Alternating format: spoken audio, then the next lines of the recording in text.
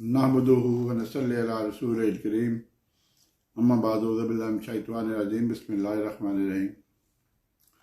कल जो मैं चीफ जस्टिस ऑफ पाकिस्तान के मुतल्लिक़ जो ख़त अरसलान ने लीक किया था उस पर बात की थी। उसमें बताया था कि मशीनें जो हैं सिविल एविएशन ने ले दी हैं और ट्रेनिंग के लिए 2 बंदे सिविल एविएशन के जा रहे हैं, जबकि उनका कोई तल्लक को नहीं था। ये सारी मेहरबानी अरसलान का है सीए, क्योंकि सीए से मफादात हासिल करता है। पहले वो सीए का सेक्शन अफसर भी रह चुका है। और दूसरी बंदे जो ट्रेनिंग के लिए ये आउट ऑफ कंट्री जा रहे हैं, इसलिए लोकल होता तो कोई प्रॉब्लम नहीं थी। लोकल होता तो सीए वालों ने जाके क्या करना था। सीए वाले सिर्फ क्योंकि टिकट गवर्नमेंट ऑफ पाकिस्तान ने देनी है तो इसलिए अपने 2 बंदे उसमें एंटर करना चाह रहे हैं।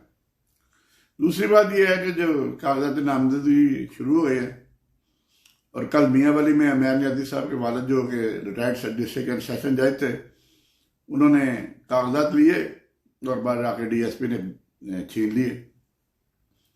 इसी तरह मुख्तलिफ जगह पे कागजात छीने गए हैं, बल्कि कागजात लेने वालों को गिरफ्तार तक किया गया। This is the level field जो इसमें इलेक्शन की लगाई, इलेक्शन कमीशनर जो है ये इलेक्शन करवा रहा है। ये है लेवल प्लेइंग फील्ड। पीटीआई वालों को तो फील्ड ही नहीं मिल रहा तो लेवल किधर से मिलेगा। आज एक बड़ी दिलचस्प वाकया हुआ है, जब चीफ जस्टिस देखिए ना सारी जमातों को लाट कर चुका है साइन जो है, और वो तहरीक इंसाफ वालों का साइन लेके सो बैठा हुआ है। तो उसके लिए अल्टीमेटली गोहर ब्रिस्टल जो है चेयरमैन मौजूदा, वो हाईकोर्ट इस्लामाबाद में चला गया, पेशावर हाईकोर्ट में चला गया। तो पेशावर हाईकोर्ट के जज ने कहा भाई आप यहाँ क्यों आए हैं। तो उसका जवाब पता क्या था? उसका जवाब यह था जी हमें पंजाब में तो दाखिल नहीं होने दिया जा रहा, हम जाते हैं तो गिरफ्तार कर लिए जाते हैं, इसलिए हमारे लिए आसानी यही है कि हम पेशावर हाईकोर्ट में आए। और गुज़श्ता रोज बड़े सीनियर एडवोकेट है काजी अनवर साहब, बड़ी इज्जत है उनकी ये लीगल फ्रेटर्निटी में। तो उन्होंने कहा कि भाई जिसको इंसाफ चाहिए पेशावर आ जाए, हम इंसाफ भी मिलेगा और उसकी खिदमत मुदारत भी करेंगे। तो हालात ये चीफ जस्टिस जो है वहां के इब्राहिम साहब पेशावर हाईकोर्ट के, उन्होंने कलमा पढ़ के कहना पड़ा कि मेरा किसी पार्टी से कोई तल्लुक नहीं, मैं सिर्फ इंसाफ कर रहा हूँ।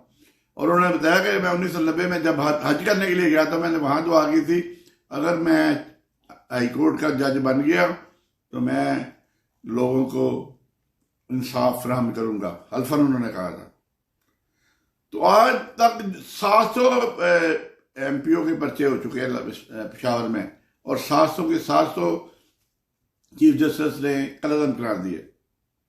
और यहाँ जो लाहौर हाईकोर्ट वाले हैं ये तो केस ही नहीं सुनते, वो भी जज हैं और ये भी जज हैं।